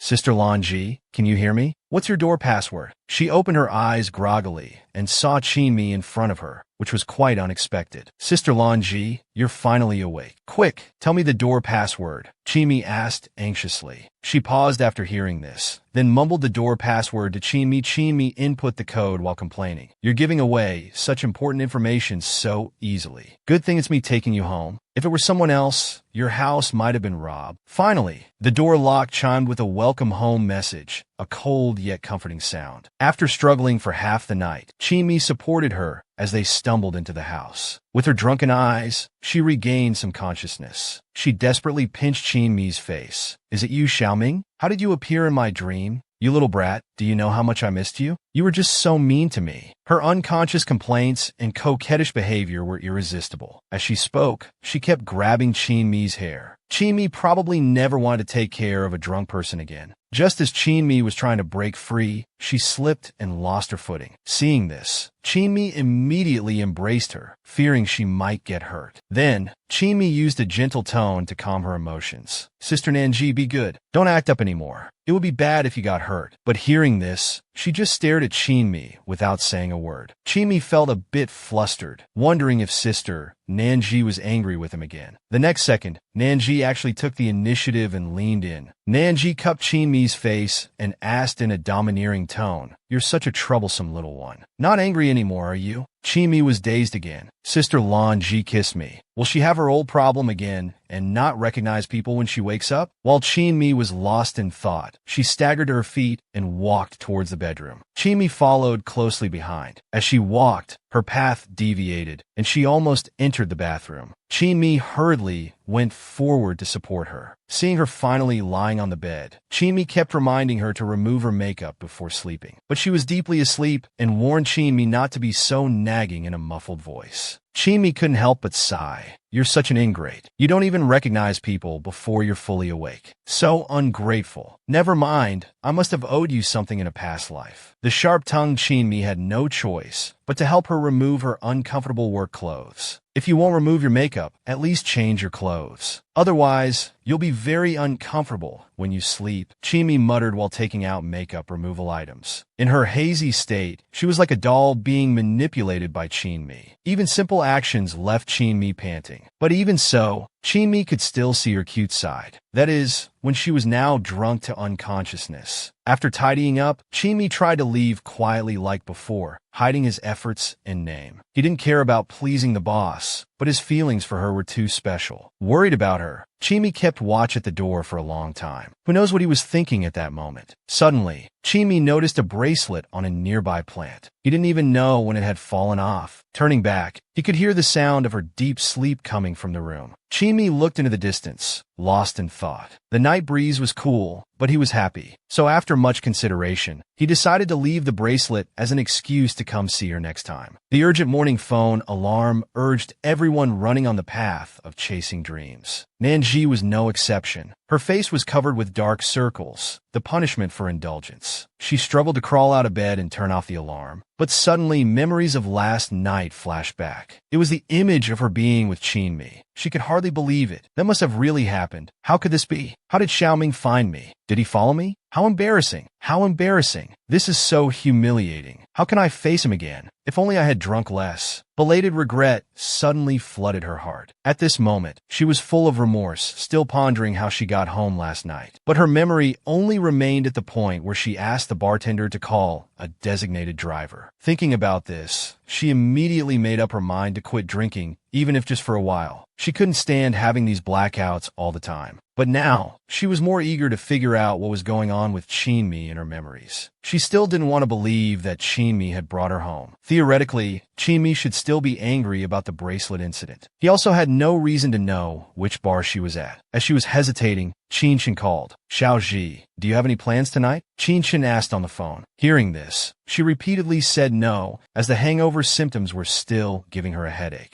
But Qinshin, on the other end, clearly didn't want to let her off. He straightforwardly invited her to watch fireworks together tonight. She thought for a moment and refused again, fearing that Chinmi might also be there. However, Qinshin was persistent, coaxing and persuading for quite a while. He even promised he would be alone. Only then did she reluctantly agree. In the evening, Nanji arrived at the meeting point early, wearing a long dress. But in her heart, she was still constantly replaying the events of last night. At this rate, if she saw Chinmi again, she would surely die of embarrassment. Just as she was lost in thought, Qinshin arrived as promised. The two made their way through the crowded people and finally stood together. But her eyes kept scanning behind Qinshin. After a while, she confirmed that Chinmi hadn't come along. Her strange behavior quickly aroused Qinshin's suspicion. When he learned the cause, he immediately said generously, I guarantee on my honor that I came alone today. Qinshin hoped she could be more honest about why she cared so much about Chinmi. But Nanji didn't answer and instead walked towards the crowd. Finally reaching a relatively quiet place, Qinshin told her that Chinmi was already preparing to start filming. She was stunned upon hearing this because she knew nothing about it. Qinshin found this strange and quickly asked, Aren't you his boss? How come you don't know? She explained that artists all have professional managers. I'm just the boss. As the two were chatting, the long-awaited fireworks finally burst forth as scheduled. The fireworks were beautiful, but only for a fleeting moment, like an epifilm. Qinshin was more enthusiastic than her. He urged her to take more beautiful photos of him as a memento while posing and inviting her to join the frame. But she, lacking interest, refused again and took out her phone to keep taking photos for Qinshin. A person with a wounded heart is hard to be moved by such external atmosphere. Just then, Qinshin noticed that the fireworks in the sky looked a bit different and hurriedly called her to watch together. They saw that the fireworks appearing in the sky were clearly in the shape of a heart. Qinshin couldn't help but marvel, saying this was the first time in his life he had seen such fireworks. It might be someone using them for a proposal or confession. They were lucky to witness this. Seeing this heart-shaped firework, even Nanji, who wasn't interested in these things, couldn't help but admire it. The gloom of recent days also dissipated a bit. As the smoke cleared, the red star firework tubes on the ground were like fallen red petals, beautifully desolate and melancholic. A mysterious person crouched in an unseen corner, observing every move of the visitors above. It turned out this person was actually Chinmi. This romantic fireworks display was carefully prepared by him to make Nanji smile. When Chinmi saw her smile happily, the park manager suddenly appeared, as setting off fireworks was prohibited here. There was no time for self-indulgence. If caught, a fine would be the least of his worries. It would be bad if he discovered it, but when would he notice his bracelet? Unaware, Lanji and Qinshin finished watching the fireworks and left. After a night of fun, Lanji bid farewell to Qinshin and returned home, not forgetting to make a call to report her safe arrival. After hanging up, she quickly contacted Chinmi's manager. The manager spoke frankly, revealing everything about Chinmi's 2-month confinement and his role as the female lead. Upon getting the answer, she suddenly felt a bit empty inside. She didn't know when it started, but Chinmi's image kept appearing in her mind. Could it all be because of that dream after getting drunk? Just then, something shiny on the plants under the moonlight caught her attention. She immediately went forward and picked it up. She was shocked to find it was Chinmi's bracelet. This proved that everything in her mind had actually happened. She was indeed brought back by Chinmi soaking in the bathtub. She tried hard to recall all the details of that night. Suddenly, she remembered that she seemed to have kissed Chinmi on her own initiative. It must have been then that Chinmi accidentally left his bracelet with her. It was so late, and the bracelet was thin and small. Plus, he was busy taking care of her, so it's normal he didn't notice losing it, she reassured herself. The events of that night formed a closed loop in her presumptuous reasoning. The only purpose was to prove she hadn't actively contacted Chinmi. It was a matter of face. However, It was Chin Mi's possession after all. Now she had to find a way to return it to him, but how to do so became a big problem in her mind. Constantly looking at the bracelet in her hand, she suddenly felt dazed. She never thought that night's events were all real. The small bracelet kept her awake all night. The next day, she arrived at the company early. Coincidentally, she saw Assistant Wu repairing a car. Assistant Wu politely greeted her upon seeing her arrival. She walked up and looked. Assistant Wu awkwardly responded that the car broke down at the worst time, just when he was about to go to the set to see Chin Mi. Without thinking, she told Assistant Wu to get in her car. I'm also going to the set. It's on the way. This way. She had a reason to see Chin Mi sitting in the car. Assistant Wu was also curious about the relationship between the boss and Chin Mi. Why did they seem to care about each other, but pretend not to?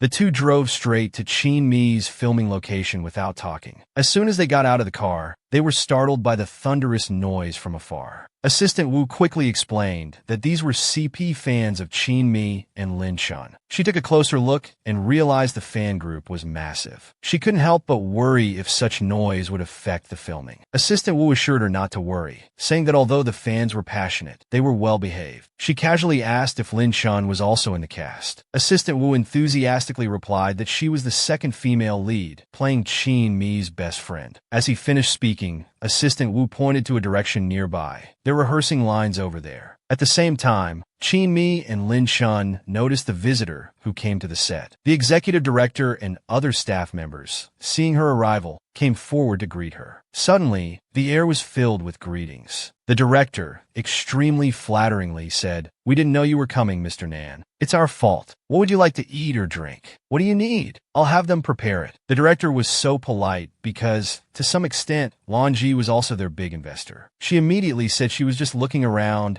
and there was no need to bother. Chin Mi quietly watched her from the side with a hint of secret joy and longing in his expression. To better present himself, Chin Mi actively communicated with the director about his positioning. His professionalism was affirmed by Assistant Wu. However, watching Chin Mi and Lin Chun's intimate interactions, along with the sea of fans outside, made him feel indescribably uncomfortable. While he was lost in thought, the staff had already prepared a chair for him to rest. Assistant Wu quickly called him over. He asked again how long the filming would take. Assistant Wu thought he was inquiring about the entire script's timeline. In fact, he just wanted to meet Chin Mi sooner. Assistant Wu told him that if he had other matters, he could attend to them first. This scene might take a whole day to film. After hearing this, he asked Assistant Wu to bring him the script. Upon seeing the script, his face immediately darkened. Although it was a campus drama, Chin Mi and Lin Chun's character relationship turned out to be childhood friends who grew up together. He looked over with mixed feelings, thinking to himself, this is like pouring a bucket of hot oil on the CP fans' heads. He had thought that finding Chin Mi this time would completely clear up the misunderstanding between them. But with such a tight filming schedule, there was no time to communicate privately. Unable to think of any other solution, he could only choose to wait at the set. 2 hours later, they finally got a mid-session break. This time was for the actors to touch up and change their makeup. Chin Mi, finally getting a moment to breathe, wanted to find Lan Ji, but was called by the makeup artist in the trailer for makeup. On the other side, Lan Ji, seeing this, lied about going to the bathroom and walked towards Chin Mi's direction. To prevent Assistant Wu from following him, he asked him to go discuss with the director. The naive Assistant Wu was puzzled. The bathroom wasn't in that direction, and he was just an assistant. What could he discuss with the director? At this time, Chin Mi was being heavily complimented by the makeup artist, but only responded with a few absent-minded answers. However, getting a response from Chin Mi was already the greatest honor. The makeup artist even said that if she were a man, she would definitely pursue him relentlessly. Just as the makeup artist was chattering away, Mr. Nan appeared timely, saying he wanted to talk to Chin Mi alone. The strong pressure made the makeup artist quickly leave. As the door closed, only Chin Mi and he were left in the trailer. Chin Mi broke the awkward atmosphere first with a "Mr. Nan, long time no see." However, Chin Mi seemed like a completely different person to him. Was he still angry? He unconsciously asked, "Why are you so distant with me? Still calling me Mr. Nan?" Chin Mi didn't answer the question, but remained silent for a while. But the next second, Chin Mi stood up directly. This action truly startled him. Chin Mi slowly moved closer, whispering, "Isn't this what you wanted? For me to be a tool? I'm being so obedient. Isn't this exactly what you want?"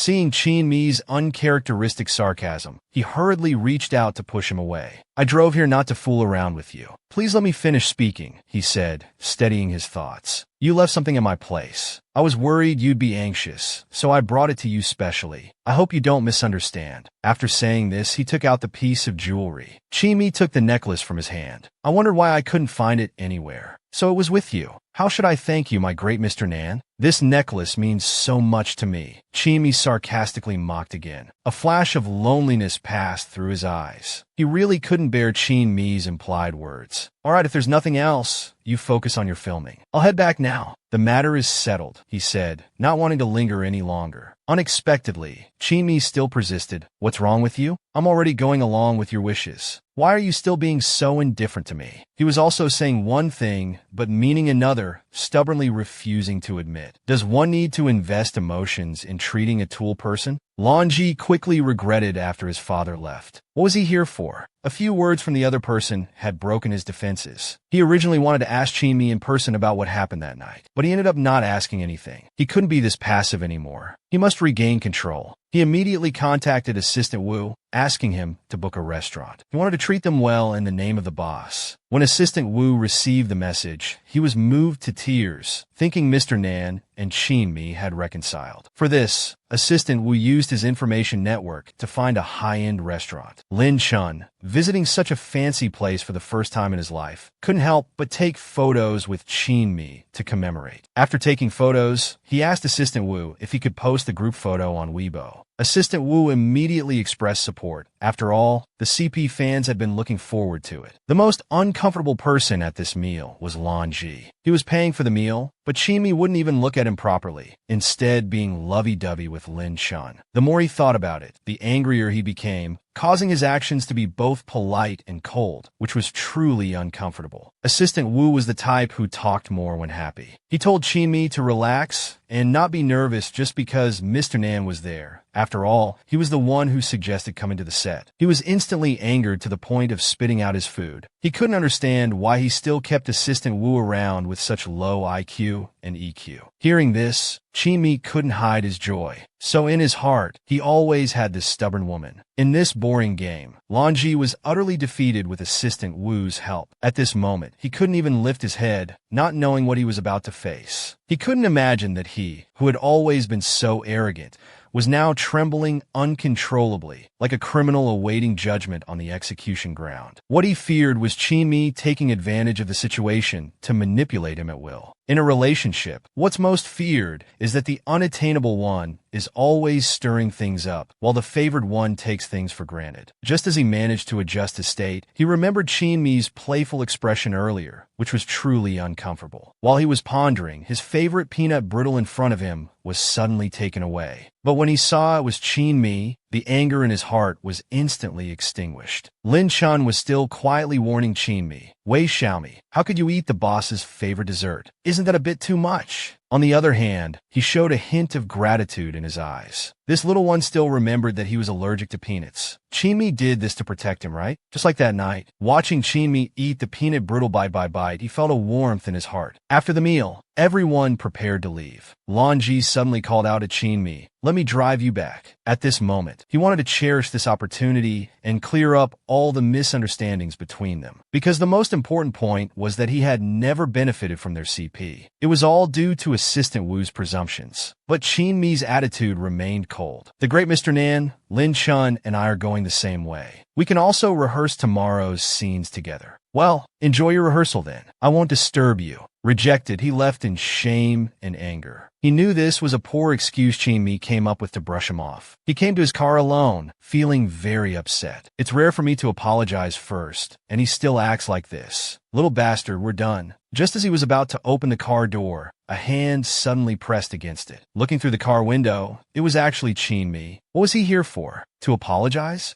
Chin Mi stared at him intently, pondered for a moment, and then asked a question. Mr. Nan, did you really come to the set today, specifically to see me? Their bodies were very close, Even their shoes were tightly pressed together. In the dimly lit underground parking lot, Chimi blocked Lanji, who was about to leave. Chimi just wanted to confirm one thing. Did he really come to the set today, specifically to see him? Hearing Chimi's question, he put on a nonchalant face. As the company's boss, isn't it normal for me to visit the set? There's no need to think too much about it. It was clear who was lying. Chimi pointed at his heart and continued, Lanji's sister always says one thing, but means another. Or are you jealous? With his mask of pretense completely seen through by Chin-mi, he suddenly felt frustrated. He could only resort to the best strategy of the 36 stratagems, fleeing. He opened the car door, ready to leave. However, he was very puzzled in his heart. How could Chin-mi see through everything? Chin-mi, not to be outdone, opened the passenger door. He wouldn't let him leave easily before getting the answer he wanted. Although he had already guessed this outcome, how could he, who always said one thing but meant another, admit it so easily? Chimi sat down in the passenger seat and skillfully fastened the seatbelt. At this point, whether he admitted it or not didn't matter. As long as she still had him in her heart and was willing to come find him, it meant she still cared. When she angrily opened the car door, seeing Chin-mi in the passenger seat made her even more furious. Chin-mi innocently asked, "Didn't you just say you'd drive me home? Are you changing your mind now?" As soon as he finished speaking, Chin-mi added, Lanji's sister isn't the type of person who goes back on her word. With Chin-mi having said both the good and bad words, he could only accept this reality. But what he didn't expect was that as soon as he got in the car, Chin-mi reclined the seat and lay down comfortably. As the car sped along the road, he couldn't help but ask the question in his heart. Chin-mi, why did you choose to enter the murky waters of the entertainment industry? He knew that with Chin-mi's abilities, he could have realized his dreams as a free independent musician abroad or become a dance performer. Looking at the tired face of Chin-mi, he couldn't understand why he chose to return to China to be an artist when staying abroad would have been a better choice. Recalling what Chin-mi had said before, "You might find my dream laughable, but the stage is my dream." He couldn't figure it out. Was this really what Chin-mi thought? Every time he interacted with Chin-mi, he felt that these words weren't his entire reason. Chin-mi, who was pretending to doze off, sensed his gaze and opened his eyes to answer. What? Is Lanji's sister starting to get curious about me? While speaking, Chin-mi twisted his body to relax. If sister is willing to care for me more, I'll tell sister all my secrets. After speaking, Chin-mi gave a mischievous smile, his whole being like a blooming rose swaying in the wind. The blatant gaze made Lanji uncomfortable, even causing her heart to beat faster. She hurriedly changed the subject. Didn't you ask me to drive you home? Where do you live? Chin-mi lazily replied, Sister, just keep driving forward. I'll give you directions. In the dark night, Lanji's headlights illuminated the house ahead, which seemed strangely familiar. This is clearly my home. Looking at the villa before him, he realized he had been tricked by Chin-mi again. Chin-mi wore an expression of good intentions. Lanji's sister, I'm doing this for your own good. My home is too far away. You should go home first, and I'll go back by myself. He was stunned, not expecting this reason. Don't forget, you're an artist in my company. I have a responsibility for your safety. Chin-mi didn't respond, instead bringing up the day's events. Sister, did you really come to the set to find me today? I'm really happy. And what did you want to tell me? Seeing Chin-mi suddenly move closer, he instinctively dodged, inwardly cursing his own weakness. He's just a kid. Why does he always control my emotions? To be safe, he reached out and pushed Chin-mi to the other side of the car before explaining, I didn't know about the jewelry, and I didn't ask you to hype up a CP. Mentioning the jewelry, Chin-mi pointed out the key issue.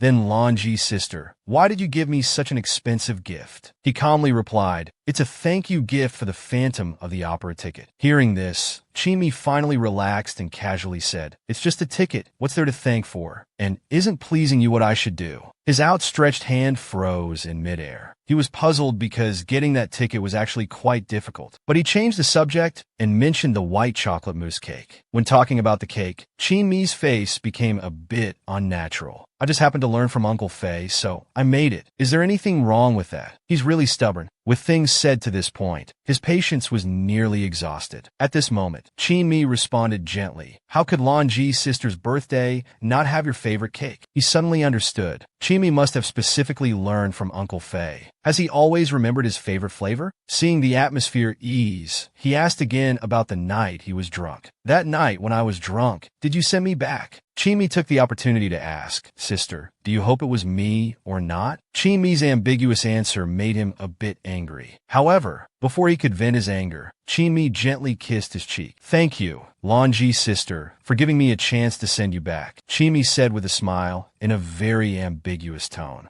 After everything was said, Chinmi nimbly got out of the car. Good night, sister. Sweet dreams. Standing outside the car, Chinmi looked refreshed. Even his tone was much lighter. Until Chinmi's figure disappeared, he still sat dazed in the car, lost in thought. Back in his room, he poured himself a glass of red wine. He who had promised to quit drinking was again in turmoil because of Chinmi's words. That gentle kiss on the cheek was like a feather dangling on his heartstrings, making his heart flutter. Whenever he thought of Chinmi, he felt his heartbeat out of control. It seemed that in his memory, no one had ever kissed him like that. This kind of kiss without any lust easily made him feel a sense of being cared for. Looking at the fish swimming constantly in the tank, he seemed to see his own heart. He saw a self he had never seen before, actually becoming addicted to someone's feelings. Sometimes he even wanted to know, what was this person really after? He had lived alone for so long, never paying so much attention to someone before. Thinking of his impulse during the day, it was inappropriate. He dared to go to the set in a moment of passion. A one-night stand, that was his only focus on Chinmi. But he seemed to have invested too much emotion. All the words that should have been said were said. All the gifts that should have been returned were returned. Maybe it's better this way. The rippling emotions will surely return to calmness. Early the next morning, he arrived at the company early again to host a meeting. The KPIs for the next 2 quarters had been communicated. Time was tight and tasks were heavy. Even he had to give it his all. The meeting room, after adjournment, lost its earlier formality, instead having a somewhat relaxed atmosphere. He recalled Chen's many instructions to him. He must not disappoint him, but in his mind, he couldn't help but think of Chen Ming's face. What should he do? Suddenly remembering something, he hurriedly called out to Assistant Wu, Assistant Wu, stay back. I have something to tell you. A cup of coffee was placed on the table, making Assistant Wu somewhat confused. What did President Nan want to say? Where does Chen Ming live now? Hearing this question, Assistant Wu finally relaxed. He lives in the southern suburbs. That apartment is close to the film crew, convenient for filming. Seeing his puzzled look, Assistant Wu added, it's our company's apartment, specifically provided for artists. The apartments where artists live are also determined by their popularity. He suddenly remembered this and instructed Assistant Wu, since they're already the top girl group, move Dayu up a bit. Is that villa still vacant? The villa she mentioned was where the previous best actress had lived, holding significant meaning. Assistant Wu thought for a moment before answering. That villa has been vacant since the contract termination 2 years ago. After getting an affirmative response, Assistant Wu became excited. All right, President Nan, I'll arrange it immediately. Seeing Assistant Wu's excited face, he added cautiously, don't overthink it. I'm doing this for the company's future. The decision to arrange the girl group in Yuerong residence wasn't just because of their popularity. To some extent, it was also a form of encouragement. After a passionate speech, Assistant Wu was moved to tears again. He began to pledge, the girl group, and I will definitely work hard. After all, such a conscientious boss is rare. Seeing Assistant Wu's reaction, he couldn't help but wonder if he had said too much. Although that speech was quite grandiose, it seemed Assistant Wu took it well. However, there was also genuine emotion in the conversation just now. That is, he hoped the girl group could go higher and further. After all, Chinmi's eyes always lit up when talking about dreams.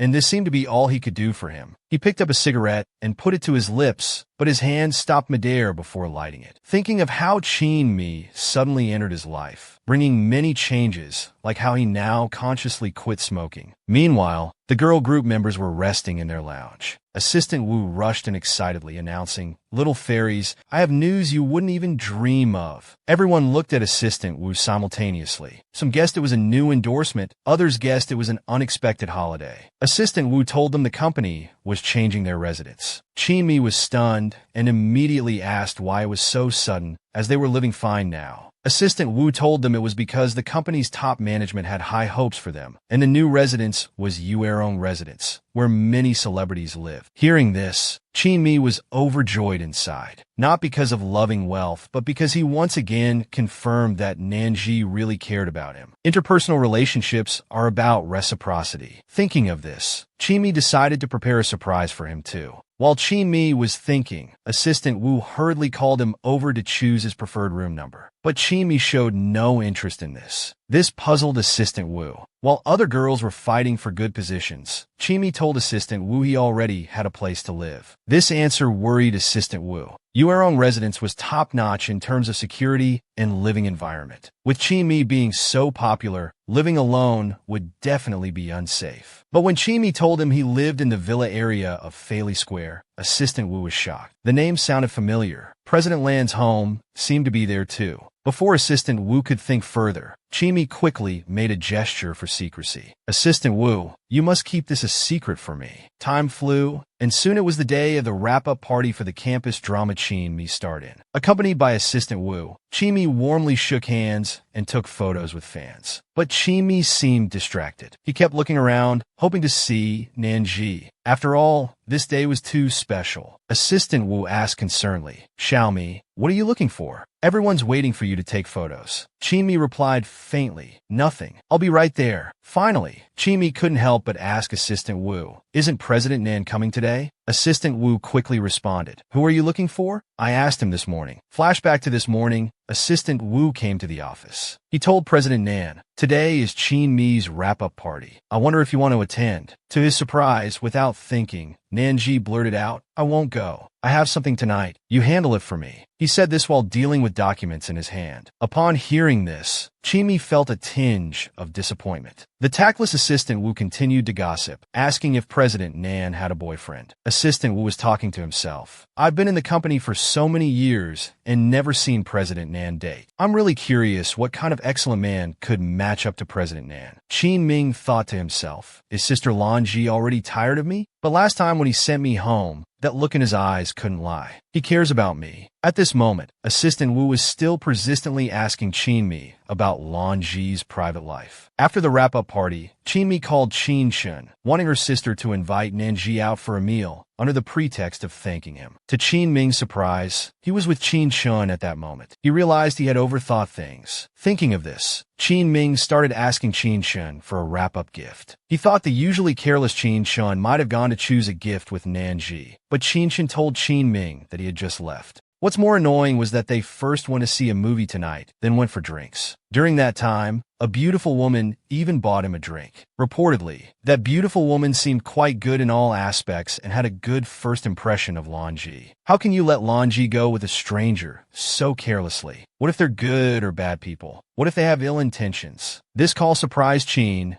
quite a bit. Realizing his outburst, Chin-mi quickly explained that he was just worried about him encountering bad people. Just then, Assistant Wu came to urge Chin-mi to take group photos. He had to hang up the phone. On the other end of the phone was his sister's unspoken concern. Chin was very confused. It was the first time Chin-mi had lost control of his emotions like this, and it was because of an outsider. Where did all this anger come from? In this joyful scene, everyone wore smiles, but Chin-mi's face was full of worries. Did Sister Lanji really go on a date with someone else? Sister Lanji, the person who cares about you the most, who values you the most is me. I hope nothing unexpected happens to you. Chin-mi prayed silently in his heart. After the wrap-up party, Chin-mi called a car to go home by himself. Looking at their chat window, he couldn't calm down for a long time. Could it be that all of this was just his one-sided wishful thinking? Does Sister Nanji really not have any feelings for me at all? Chin-mi stared at his phone, constantly reflecting on whether he had gone too far. Unless Sister Lanji tells me personally that she doesn't have even the slightest feeling for me, I won't give up. Chin-mi finally made up his mind. The night was dark, and the lively atmosphere of Fairley Square had long since dissipated. Chin-mi sat alone on a bench, holding a message he had edited but not sent throughout the journey. All his worries summed up in just 15 characters. Not wanting to let embarrassment become his regret, Chin-mi decided to send the message. He didn't believe Lanji could remain calm on a date after seeing his WeChat message. Suddenly, in the quiet villa area, a sharp car horn pierced the night sky. Isn't that Lan Ji's silhouette? Where did he come back from? Why did he come back? Did he come back alone? Numerous questions flooded Qin Mi's mind. Qin Mi stealthily followed, muttering, "Coming back so early. Seems like the date wasn't that great. Wait, that's not right. Sister Lan Ji clearly saw my WeChat message but didn't reply. How impolite." Qin Mi grumbled in the corner. "It's okay if you don't reply. I like your Sunra attitude. Good thing I prepared a surprise for you." Qin Ming was already looking forward to it. At this moment, Lan Ji was dragging his tired body back home. He stared intently at his phone, hesitating whether to delete Qin Ming's contact. Originally, he could have had a good potential partner tonight, but somehow, after several drinks, he still couldn't feel that spark. Even the plan to delete Qin Mi's contact information, he ultimately couldn't do it. While showering, the strong-willed Lan Ji glanced at the round lamp above. Isn't this just like himself right now? Busy going in circles only to return to the starting point. Lying in bed, thoughts of Qin Mi unconsciously surged in his heart. Even he felt he was seriously ill. Now the only thing he wanted to pray for was to never see Qin Mi again. The next morning, warm sunlight shone on his face. Yesterday's excessive drinking once again gave him a terrible headache. He reached for his phone, wanting to order some light takeout. Last night, he dreamed of Qin Mi all night. The plan to forget Qin Mi had failed again. He doesn't like drinking, only doing so in two situations: when he's troubled or to help him sleep. At this moment, he kept encouraging himself. At least now, it had eased his wavering feelings towards Qin Ming. After a round of self-deceptive comfort, he hastily ordered a sandwich and then fell back into a deep sleep. A while later, an urgent doorbell woke him from his dream. He couldn't believe he had fallen asleep again. While responding to the doorbell, he complained about how usually the delivery was slow, but today it came so quickly. But when he opened the door, strong sunlight streamed in, and there was a figure at the door that left him at a loss. Qin Mi stood at the door holding the takeout he had just ordered, jokingly saying, "If you didn't open the door,